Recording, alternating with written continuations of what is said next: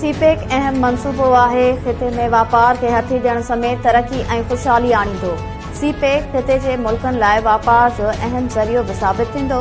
सदर आसिफ अली ज़रदारी जो इलाक़ाई राब्तनि सां वधंदड़ राब्ता कॉन्फ्रेंस खे ख़िताब। सदर आसिफ अली ज़रदारी चयो त कॉन्फ्रेंस जो मौज़ू इंतिहाई अहम आहे। पाकिस्तान ऐं चीन जे वधंदड़ राब्तनि सां खिते में बि राब्ता वधिया आहिनि। सीपेक न रुगो पाकिस्तान पर खिते जी तरक़ीअ में अहम किरदारु अदा कंदो। सीपेक इलाक़ाई राब्तनि लाइ बि अहम मनसूबो आहे।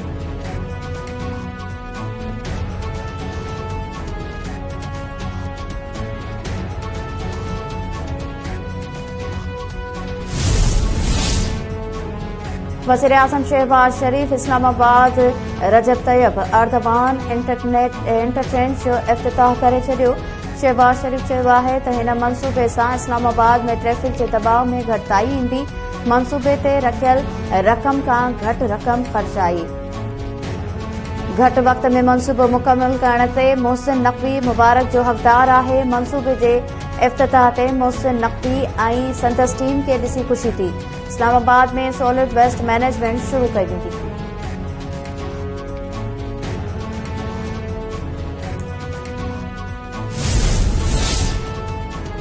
वज़ीर आला पंजाब मरियम नवाज़ चयो आहे त नवाज़ शरीफ खे मारण जी कोशिश कई वई।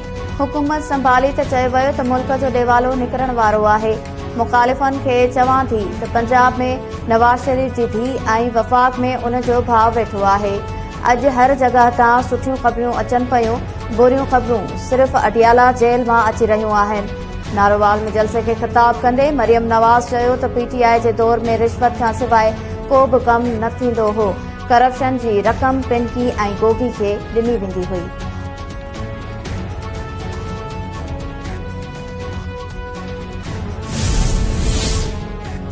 अफ़गानिस्तान मां पाकिस्तान में दहशतगर्दी थी रही आहे। पाबंदी मढ़ियल टीटीपी अफ़गानिस्तान जे महफ़ूज़ ठाकनि तां रोज़ हमला करे रही आहे।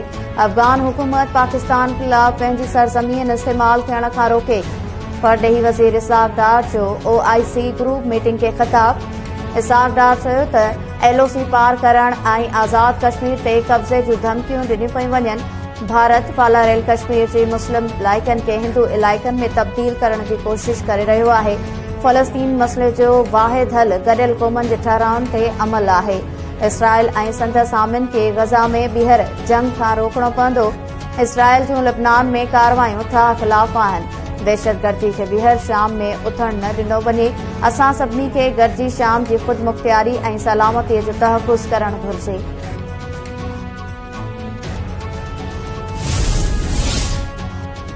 सुप्रीम कोर्ट जी आईनी बेंच फ़ौजी अदालतुनि में आम शहरनि जे ट्रायल ख़िलाफ़ इंट्रा कोर्ट अपीलुनि ते ॿुधणी। जवाबदारनि जे वकील सलमान अकरम राजा यूरोपी कमीशन ऐं गॾियल क़ौमनि जे इंसानी हक़नि बाबति कमेटी जी फ़ौजी अदालतुनि ते रिपोर्ट्स आईनी बेंच आॾो पेश करे छॾियो। जस्टिस नईम अख्तर अफ़गान रिमार्क्स ॾींदे चयो त आलमी उसूलनि में किथे बि नाहे लिखियल त आम शहरनि जो कोर्ट मार्शल नथो थी सघे। वकील सलमान अकरम राजा दलील ॾिना त सिविलियन जा बुनियादी हक़ ख़तम करे कोर्ट मार्शल नथो करे सघिजे। शहरी जो खुलियल अदालत में ट्रायल आलमी घुर्ज आहे। जस्टिस जमाल मंदोखिल रिमार्क्स ॾिना त जेकॾहिं को मुल्क आलमी उसूलनि जी भञकड़ी करे त छा थींदो।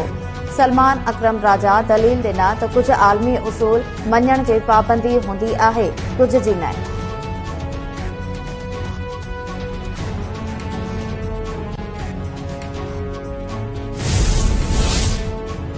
मुख़ालिफ़ धुर सेनेटर्स जो सेनेट इजलास में वोट। डिप्टी चेयरमैन PTI जे 3 मेंबर्स खे ऐवान मां नेकाली ॾेई छॾी। सेनेट में PTI जे मेंबर डिप्टी चेयरमैन ख़िलाफ़ एहतजाज करे नारेबाज़ी कई। डिप्टी चेयरमैन एहतजाज कंदड़ ओन अब्बास, फलक नाज़ ऐं हुमायूं महमद खे मुअतल करे छॾियो।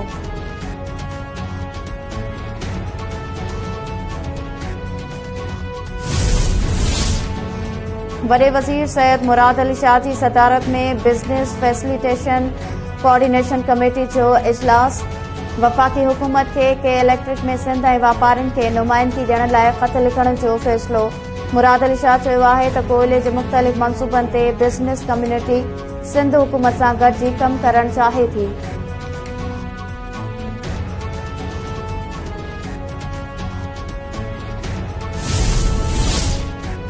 पुलिस हथां गिरफ़्तार जीडीए अॻवान ग़ुलाम मुर्तज़ा जतोई जी ज़मानत वारी दरख़्वास्त ते नोटिस जारी। नौशरो फिरोज़ जी दहशतगर्दी तोड़ अदालत मुर्तज़ा जतोई खे 2 ॾींहनि लाइ जेल मोकिले छॾियो। पुलिस मुर्तज़ा जतोई खे बख्तरबंद गाॾी में हथकड़ियूं हणी अदालत में पेश कयो हो। अॻूणे वफ़ाक़ी वज़ीर ग़ुलाम मुर्तज़ा जतोई ख़िलाफ़ बाड्र ऐं डोकरी थाणनि ते ड्यूटी अटका ऐं पुलिस मुक़ाबलनि जा केस ज़ाहिर। ग़ुलाम मुर्तज़ा जतोई जी घरवारी नवीन जतोई KTN न्यूज़ सां ॻाल्हाईंदे चयो आहे त भले केतिरा कूड़ा केस ठाहिया वञनि, हू झुकण वारा नाहिनि। सिंध में पंहिंजी बादशाहत क़ाइम रखण लाइ बाउसूल सियासतदाननि ऐं इज़तदार घराणनि सां नारवा सलूक कयो पियो वञे।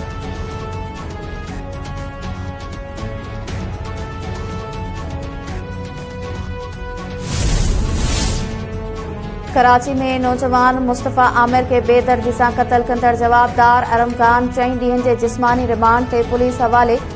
अदालत जवाबदार जे जिस्मानी रिमांड जूं 4 दरख़्वास्तूं मंज़ूर करे वरितियूं। ट्रायल कोर्ट जो फ़ैसिलो कलअदम करार। अदालत जवाबदार खे ATC 2 जे जज साम्हूं पेश करण जो हुकुम। सिंध हुकूमत मक़तूल मुस्तफ़ा आमिर जी क़बर कुशाई लाइ बोर्ड जोड़े वरितो। अदालती हुकुम ते मक़तूल मुस्तफ़ा आमिर जी क़बर कुशाई 21 फ़रवरी ते कई वेंदी।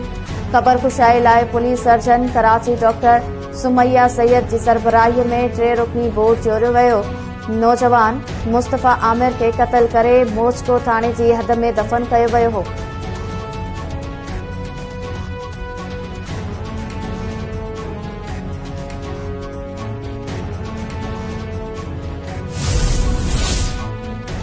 डॉक्टर आकाश अंसारी जे क़त्ल केस में गिरफ़्तार संदसि वेगो पुट विशाल लतीफ़ 4 ॾींहनि जे जिस्मानी रिमांड ते पुलिस हवाले। विटाई नगर पुलिस जवाबदार खे दहशतगर्दी तौर अदालत में पेश करे वधीक पुछा ॻाछा लाइ रिमांड में वाद जी इस्तदा कई, जेका अदालत क़बूल करे वरिती। पुलिस मौक़िफ़ इख़्तियार कयो त केस जी घण रुखी जांच करियूं पिया। विशाल लतीफ़ ख़िलाफ़ डॉक्टर आकाश अंसारी जे मारोट इब्राहिम उर्फ जान मोहम्मद जी फरियाद ते क़त्ल जी FIR दाख़िल कई वई आहे।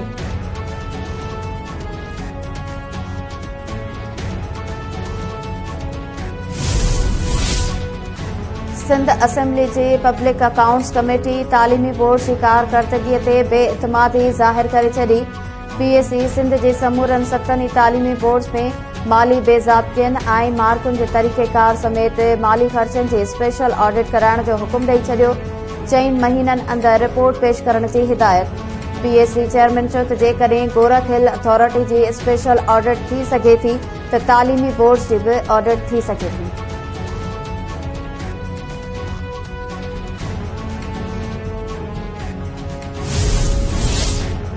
लाड़काणे में हिंदू वापारी संजय कुमार जे कातलनि जी गिरफ़्तारीअ लाइ सियासी समाजी धुरिन वापारियुनि ऐं हिंदू बिरादरी जो SP चौक ते लाश रखी धरणो।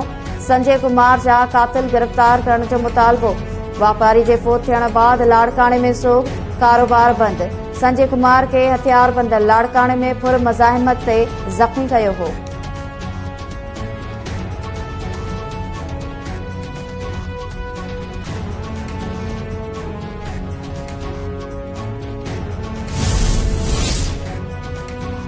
हज़रत कलंदर लाल शहबाज़ जे 773 उर्स जूं ॿिए ॾींहं जूं तक़रीबूं जारी। पांधीअड़नि जी सेवण आमद जारी। उर्स दौरान मुख़्तलिफ़ इलाइक़नि मां 8 ज़ाइरनि जा लाश हथ।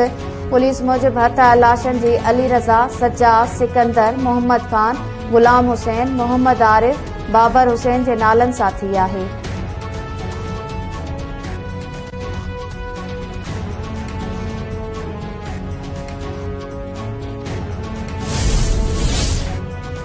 यूक्रेन में जारी जंग वारे मामले ते अमेरिका ऐं रूस विच में ॻाल्हियूं शुरू थी वयूं। सऊदी अरब जी मेज़बानी हेठि थींदड़ ॻाल्हियुनि में अमेरिकी परॾेही वज़ीर मार्क रूबियो ऐं रूसी परॾेही वज़ीर सर्गेई लारोव बि शरीक। ॻाल्हियुनि में यूक्रेन समेत यूरोप जो को बि नुमाइंदो शरीक नाहे।